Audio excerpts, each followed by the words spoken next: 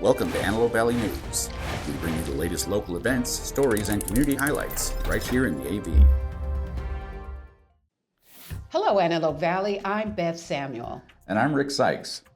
Coming up tonight, we take you to one of the Antelope Valley's most iconic parks, a place generations of local families have visited for fishing, picnics, and weekend memories.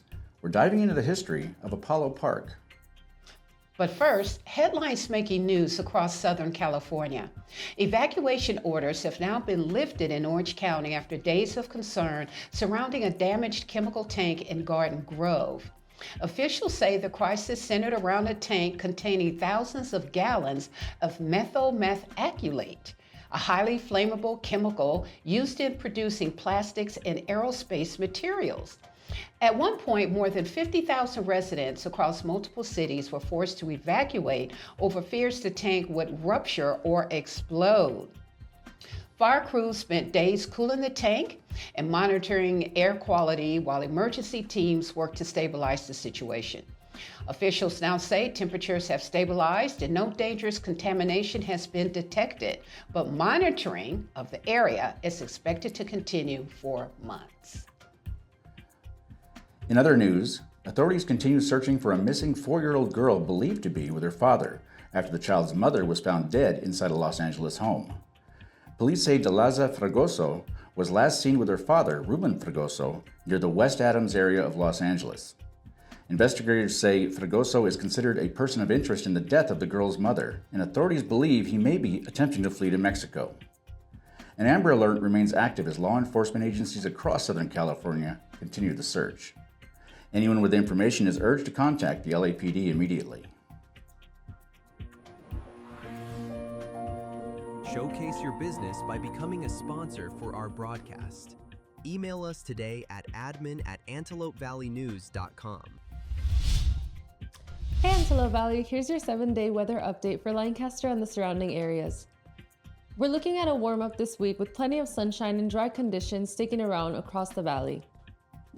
Saturday brings sunny skies, lighter winds, and highs around 83 degrees. Mornings will still be comfortable, but afternoons are definitely starting to warm up. By Monday, temperatures climb close to 90 degrees, and by Thursday, we could see highs near 93. Overnight lows stay in the low 60s, so mornings should still feel pretty nice before the afternoon heat kicks in.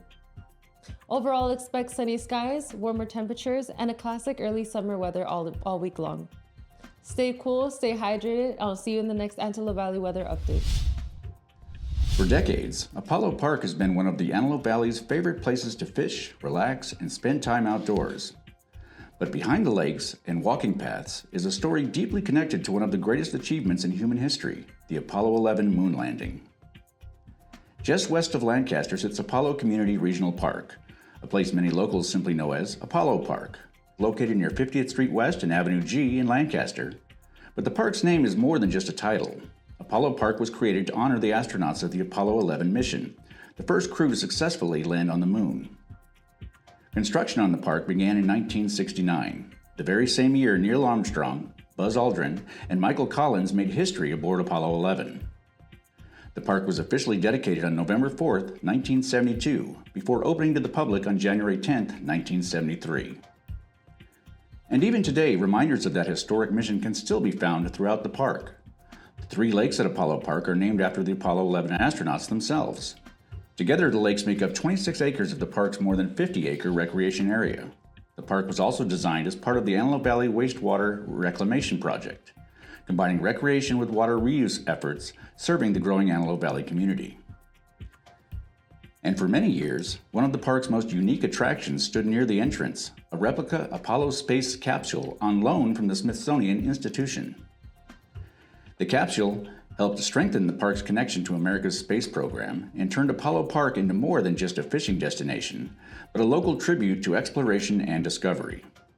Today, the park remains one of the valley's most recognizable outdoor spaces. Families gather for picnics, anglers line the shores, joggers circle the lakes, and visitors continue to enjoy one of the Antelope Valley's most peaceful public spaces. More than 50 years after opening, Apollo Park continues to connect generations of local families to a moment in history that once inspired the entire world to look towards the stars. And that's your news this week. Be sure to like, follow, and subscribe to stay connected with local stories that matter to our community. And if there's a story you think we should cover, drop it in the comments.